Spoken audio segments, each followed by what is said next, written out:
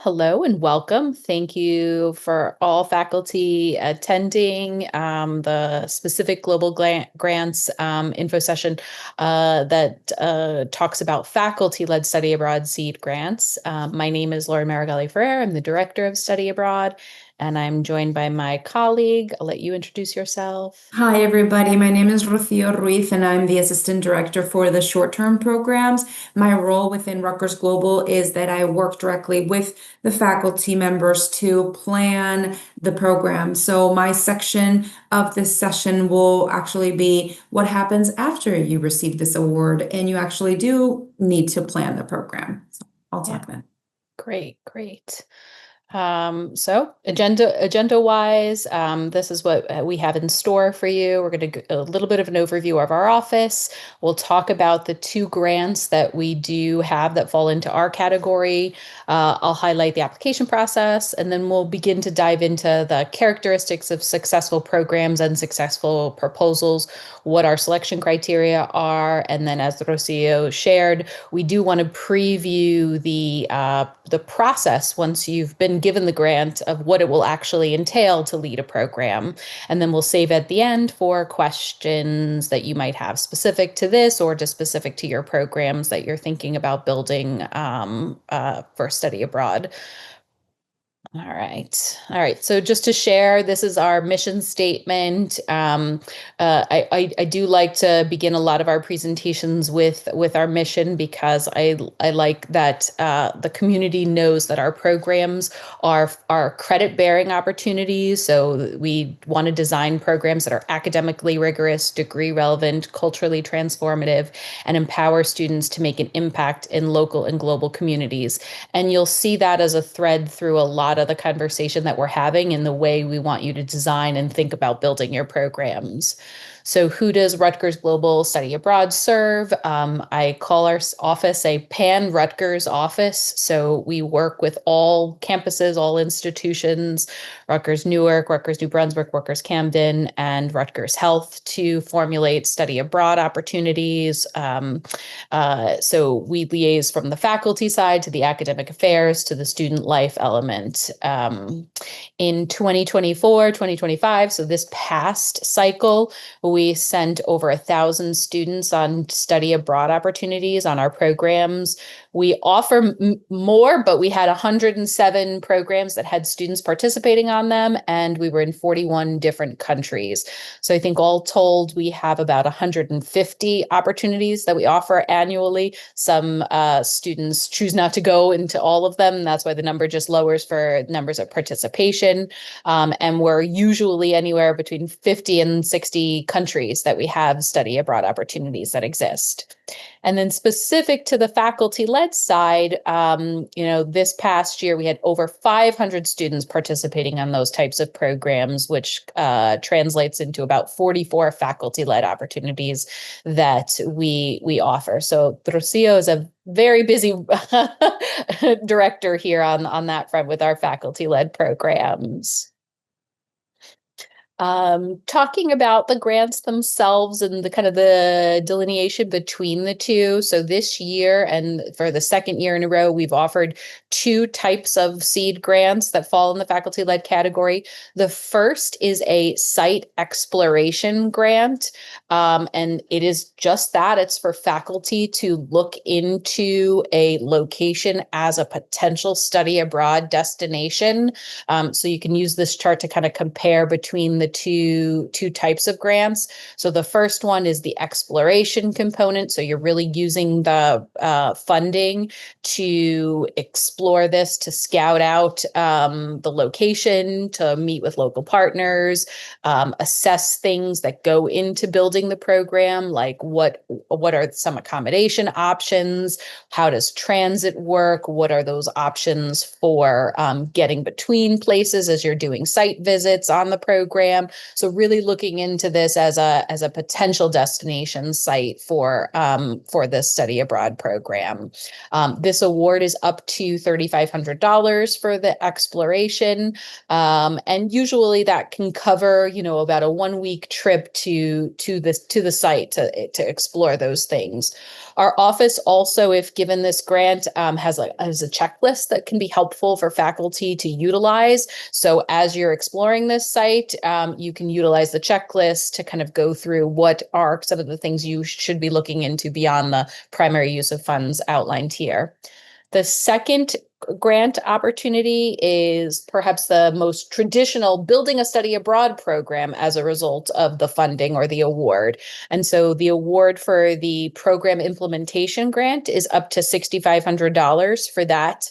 And that's for faculty who maybe have already had experience in the host country location that you want to go. Maybe you don't need to scout it out or visit. Maybe you already know that it would be a successful destination. You've got some of those planning things under control. But what you're really hopeful to do is to use the funds to do more for your program. So the funds can be used to offset some of the startup costs for the program, which can sometimes be the heavy burden of any faculty expenses, covering your travel.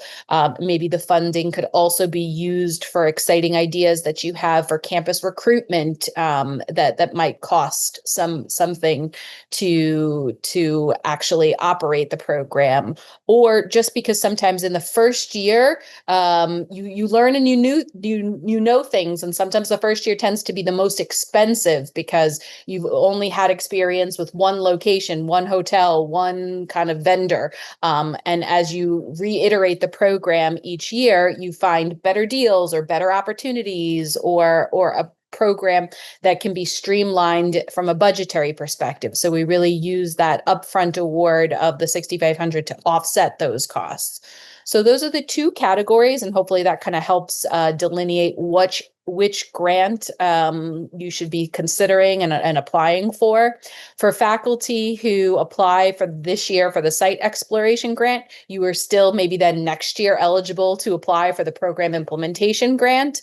You don't have to follow that sequence. So it's just like, where do you come at this in what stage of your own experiences or planning is best fit for your type of program. All right. As part of the global grants, I'm just outlining what you'll experience as you go through the application. So on the first page of the global grant, you're just going to entering in the proposal, the project duration, the total request for funding. Will your program include any cost share? So that's just information that you're going to encounter on the grant. And then on the second page, I do want you to focus on, as you prepare the proposed project, the summary, it being about your program, not about the travel or the exploration. So what is the program that you want to build? So 150 word summary, as it outlines here, the summary should be written in non-technical language. The study abroad office, we have a group or a team of reviewers to be talking about your program. So just written for somebody who has experience in the area, but we're not technical people in terms of what the discipline is that you're going to be studying, but just writing it in non-technical language that you can be able to explain your program. And in a way, how can you explain your program to students? So it's sort of a preview of how we will showcase your program in the future. Then the project description kind of takes up a bulk of what this proposal will be. And then the next page kind of outlines a bit of a rubric or some guideposts for the program description. So these are kind of areas that can help structure what you do with that 3-page. The first is a statement of need. So the rationale for your proposed program. Then the program objectives. What are some of the learning goals of the course that you would like to offer?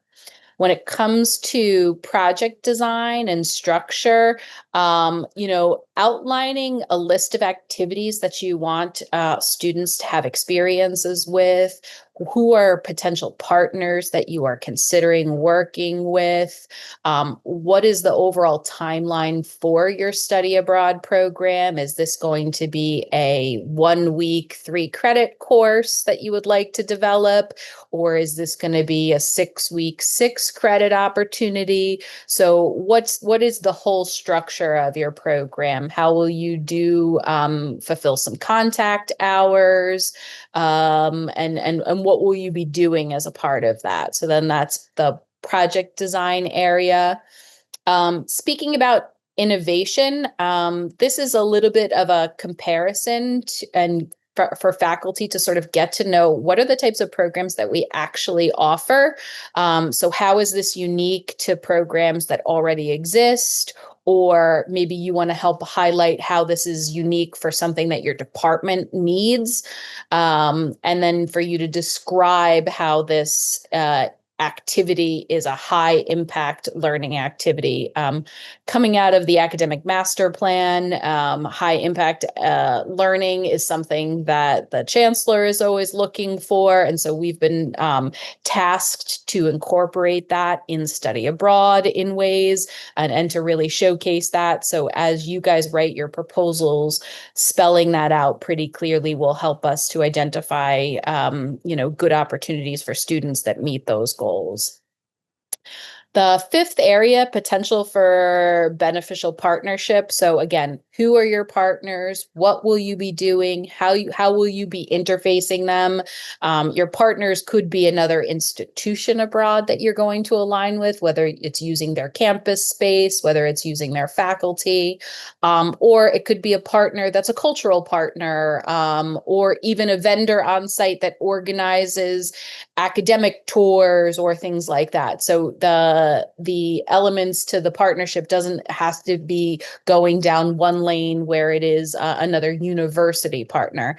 And how will this program per se benefit them as well? Because we want a reciprocity in our study abroad, particularly if we're working with another institution, what will this bring for that institution? That'll earn some bonus points there. And then the last element, underscoring the sustainability plans for the program. So we don't want faculty to propose something that is going to be a one and done activity. We want to see some commitment, whether it's on the faculty side or the department side, that building this program is something that they can see sort of long term for the department and for students. Also, it takes a little time to get programs off the ground. We've had a number of programs that have recruited for the first year and didn't make their break-even numbers. And so they were working and going for the second year. And so we want to make sure all of the efforts that you as faculty are putting into it, us as an office are putting into it, again, they're not just for that one year of operation for just the 8 to 10 students that get to go on it. We want to make sure that this is something that can be baked in or can be part of a departmental mission or some long-term goals for your departments or schools. And then I broke down also some things that I wanted to underscore and highlight when it comes to things that you should address in your proposal. So that's that first column of what are kind of those things that should show up in the program description. Then I want to talk a little bit about what will be touched on as a part of the whole process, like what we will do together as you plan and prepare, and what you and myself and Rocio will do with you. And then the last is what kind of things will show up as a result of you doing the program. So I have a whole section and slide on each of those. So that first kind of bucket of what should be known and addressed in the proposal: curricular alignment, local engagement, sustainability for long-term vision for the program. So this is really meant for reading for later. But when we talk about curricular alignment, again, we want to do things that are the mission and goals of the department or the school. So we want to say that the programs that you should be offered should align with that. And when there is curricular alignment, that helps us make the strongest case for student recruitment. When we can tell a student that this fulfills requirements in their degree completion, that they're not going to fall off track by taking this course, that they really can see themselves in the program and it contributing to their academic learning for their major. That's one of the first things that a student sort of announces to us what their major is when they say they want to study abroad. And so really understanding that the study abroad program that you're building works to support the academic component to this. The second bullet point here, this local engagement and cultural immersion. So we want programs that are rich with activity and opportunity for students, that can't be replicated in the New Brunswick or Newark or Camden campus or setting. So we really want faculty to be thinking about the activities that are incorporated, like field visits, guest lectures, company visits, hands-on activities, going into the community, that really help students deepen their understanding of local culture, and kind of formulate the reasons why you are studying in Rome, or why you are going to go to Bangkok, or why Seoul is the perfect place for students to learn something. And then the last component that we really want to see at the time of proposal is your thoughtful work in how to make this sustainable and the long-term vision for your program for your school. So I think I hit upon that in the last slide, but again, these kind of three areas are really kind of the heart of what we want to see inside of your proposal. Then the second slide here of what we will work on together. While some of this can be incorporated into the proposal, this will give us a strong foundation for knowing that you're ready to implement these programs. But these are things that our office will help you through in terms of the whole process.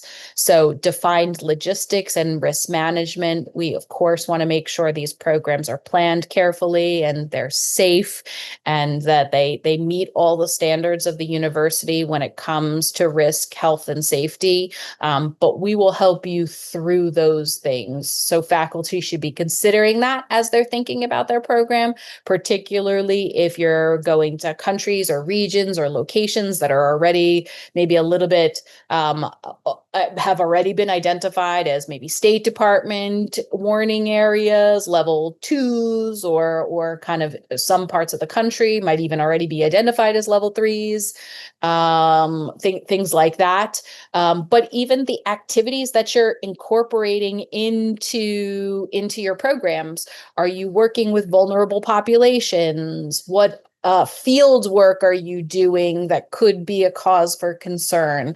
Are there physical challenges to the programs that you're designing? So risk kind of comes at it from a political standpoint, from an activity standpoint, and then even just a well built out plan can help mitigate lots of risks. So too, thinking about it from a risk management perspective, that you have enough time for a lot of these activities that you're planning and being built in. Second there, budget conscious planning. So if you can incorporate how you plan to develop your budget, what you're going to be looking into. I will point out all of the programs that students participate on the short-term side are self-funded by the student. So they are paying for the program to operate. So once we develop a budget for your program, that is divided amongst the total cost of students. So the activities that you're planning, the housing that you're selecting, all of that goes into the total cost. And then when you have your student group, it's divided amongst the students in order to fund the actual budget. We don't have resources that cover that. It doesn't come from directly from Global. This grant now, if you received it, will help and offset that. But going forward, we really want faculty to think about this from a budget conscious and planning perspective. And then the last, supporting a diverse student population. So whether that be thinking about the types of students, demographic wise, participating on your program, or it could also even be thinking about it from a multidisciplinary diversity aspect. So when we are recruiting for study abroad, we want to put out there the types of activities that you are doing. We want you then as faculty to review your candidates for the student participation, but we also realize Rutgers is incredibly diverse. And so you could get students that are non-traditionally aged. You could get students that might have mobility issues. You could have students with affordability issues. So we want to create programs that serve our diverse population. And again, this is something that we will work on with you, but we just wanted to highlight that out for you to begin thinking about it on upfront. And then the last slide of the things that will happen while you're building and on your program. So it's the leadership and action component. So faculty commitment and enthusiasm. We want directors who want to lead programs. We want directors who want to take a group of students. It entails, traveling with 10 to 15 students for 1 week, 2 weeks, 3 weeks. We want to make sure that leaders are eager and ready and up for this challenge. We want to build collaborative partnerships. So whether that be through the host institutions that you are using or the organizations, this all builds a larger Rutgers global web that can benefit the university. And then the last thing is, we want to build in reflection and assessment for this. So we want to make sure that the programs have opportunities to integrate student experiences through journaling discussions or engaging assignments that fulfill all of the academic objectives. So those are the kind of three kind of buckets that building the program can help you identify out what some of the expectations are. And then the criteria for evaluation for faculty-led proposals are that one, they provide significant cultural immersion. So I think we hit upon that in the other slides, that they offer credits. So, and again, this is a clear commitment to the curricular alignment. I can't underscore enough how students kind of select programs and want to make sure they stay on track and want to make sure that they're doing something in their major. The model for best practices for inclusion, that's kind of highlighted throughout your proposal, and then create a capacity for at least 12 students. We won't know what the full out numbers are. We have run programs for as few as 6, 7, 8 students, and that's okay. But we at least want it to start from a place that that you're going to be taking a larger group. So we don't want programs that are designed for a niche of 3, 4, 5 students participating. And again, as I was sharing about capacity building, the more students that are on your programs, the more affordable more affordable the program generally becomes. So we want you to build programs that have great capacity for at least 12 students. I might hand it over to the Rocio to talk a little bit about the next steps and the timeline for programs. Sure.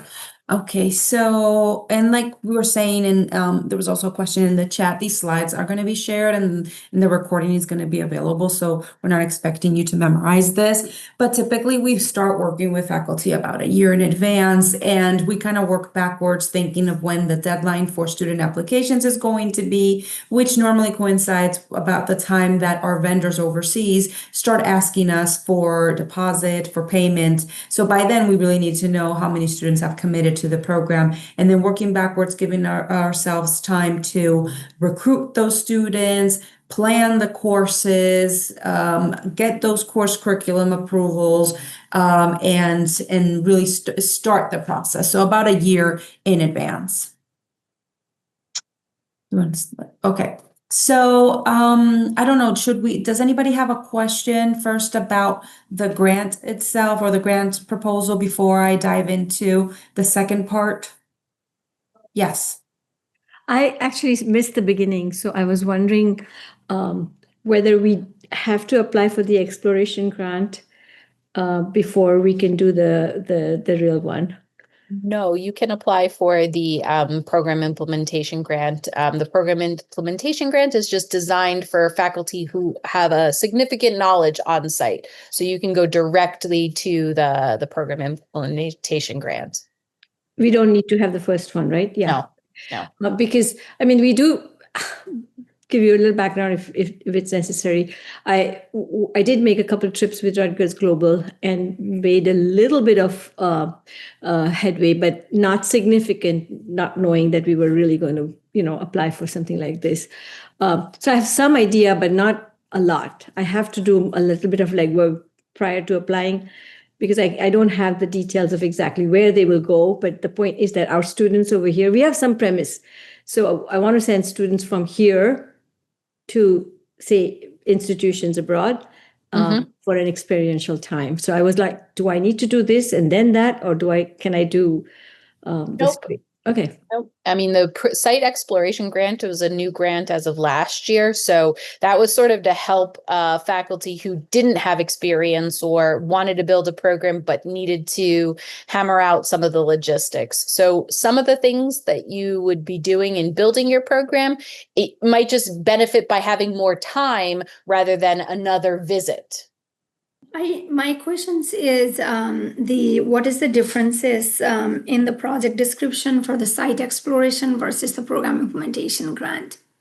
We still want you to talk about your study abroad program because we want to know that the program itself is a successful idea. Whether you do it from the lens of, or whether you start with the site exploration grant or directly into the program, we still want to know about the program itself, not what you're necessarily using the funds for in the project description.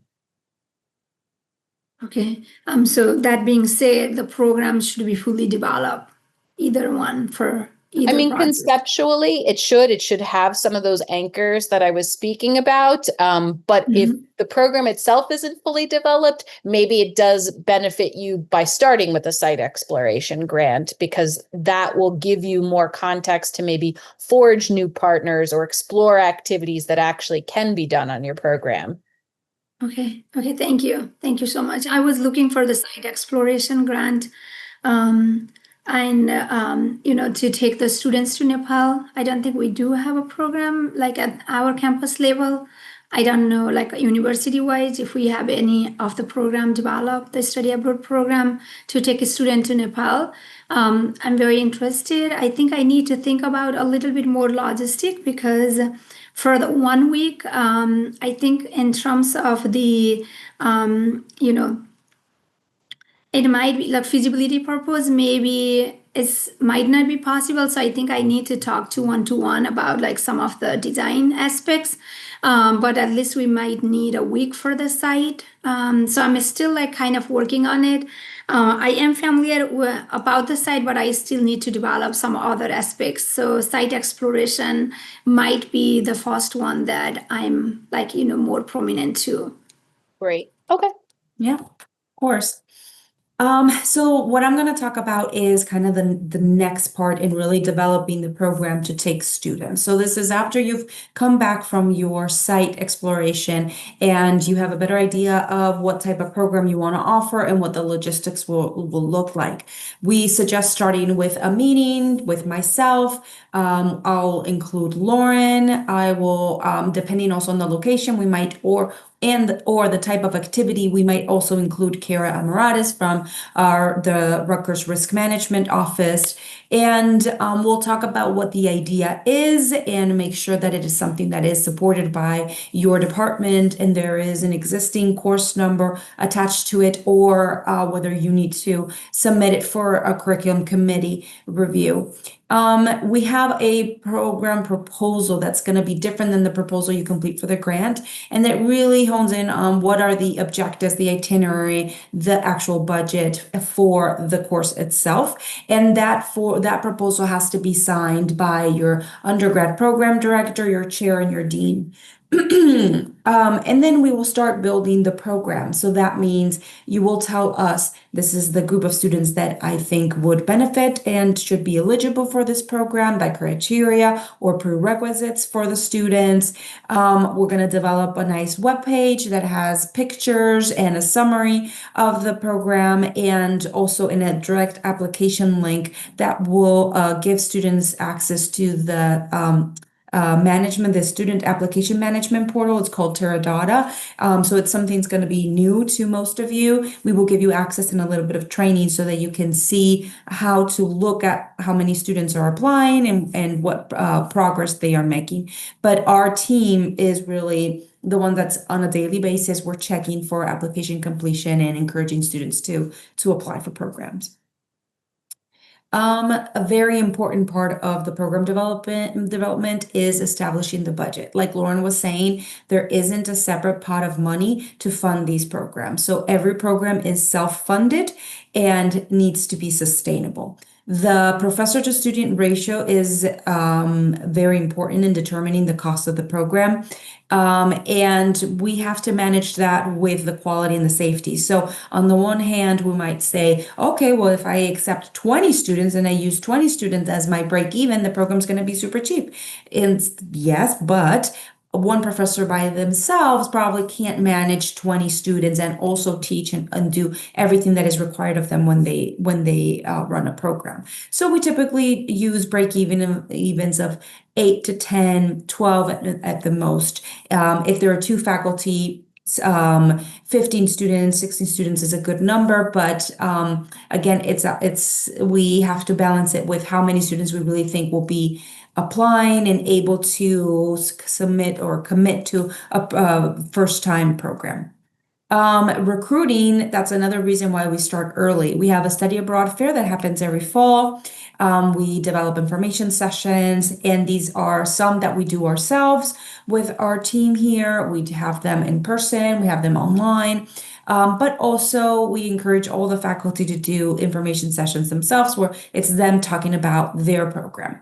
Class visits we also organize. We send targeted email blasts and design specific email campaigns to encourage students to apply, create awareness around the programs, and target them depending on the identified majors, minors that could be interested in the particular programs. And we will also provide flyers and social media posts that you can repost, you can distribute, et cetera, et cetera.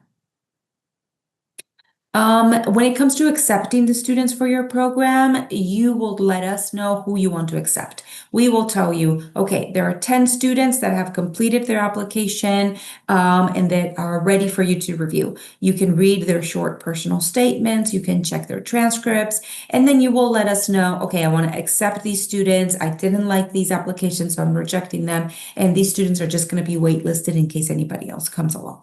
So the professor retains the authority within their program and is the leader, as the faculty leader, gets to decide who they want to select to go on the program with them, because at the end of the day, you will be the one traveling with these students, right? And everything that entails.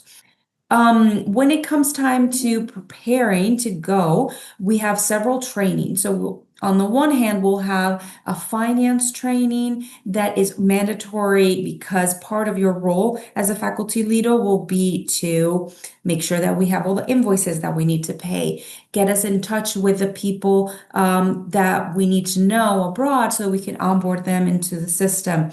If you are requesting a cash advance, you need to know how to do that, how to reconcile it. If you request a travel card, so you have a Visa card that you take with you for emergencies or to pay some of the expected expenses, you'll also need to understand what are the approved usages of this card and how to reconcile it afterwards. We have a team in our office, in our business office, that will guide you through all of this, that know Concur very well, that will give you the right account numbers and project numbers and task codes and all of this. But at the end of the day, you need to let us know, this is who I'm partnering with, this is my guest lecturer, this is how much I'm paying them as an honorarium. In this location, I need to have cash. In this other location, I can pay with a credit card, et cetera, et cetera. And then we also have a mandatory training focused on risk management that is about an hour and a half. We just had this yesterday for the group of faculty that are traveling over winter break and spring break. We do it in partnership with risk management, and we discuss a little bit of everything: how to prepare the students, what your orientation should cover, what to do in case of an emergency, what is a real emergency versus a perceived emergency, who to call. We have a 24/7 emergency phone number for faculty, and also we cover how the health insurance works abroad.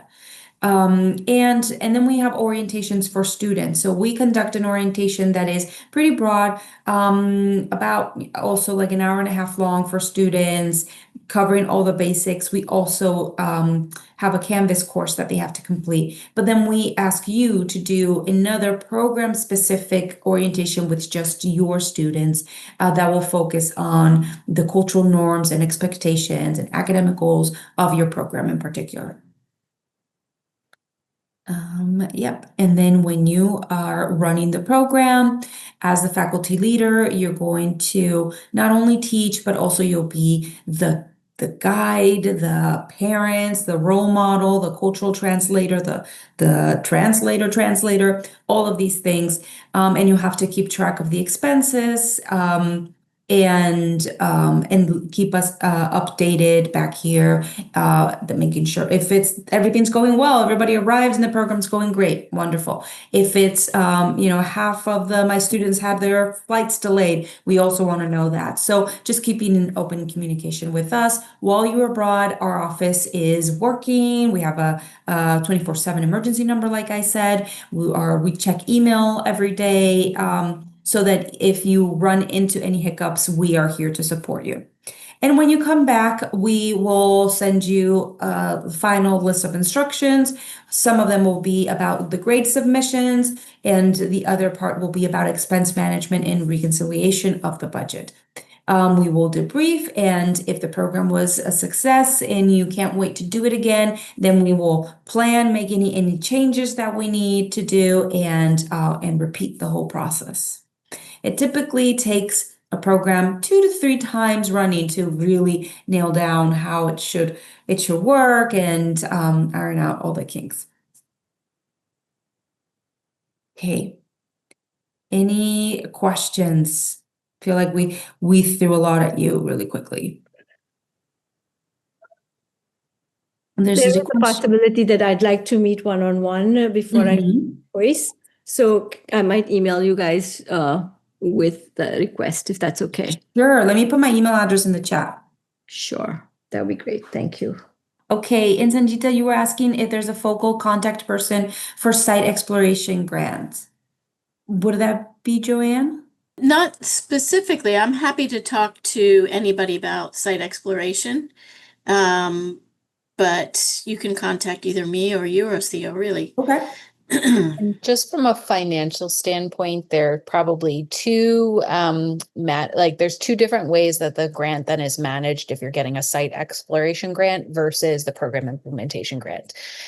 Basically, for the program implementation grant, the funds will come to your program. We'll set up an account for your program within Study Abroad, and we will build that amount that you've applied for the grant or the total that you've received into the program budget, and then it'll be offset. So you won't be doing any financial management of the grant if that's the route that you're choosing.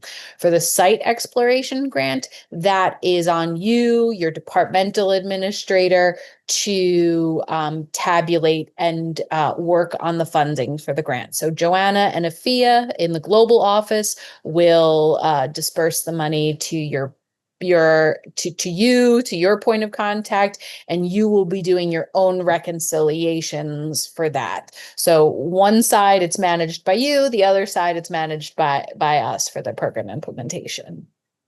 But you can't apply for both for sure. Just apply Not for in that iteration. So if you want to start with the site exploration, you do that the first year. And then if you're already ready for the program implementation, that's the one that you should apply for. You will note there are kind of financial differences between the two, because one is just meant for you to explore and scout.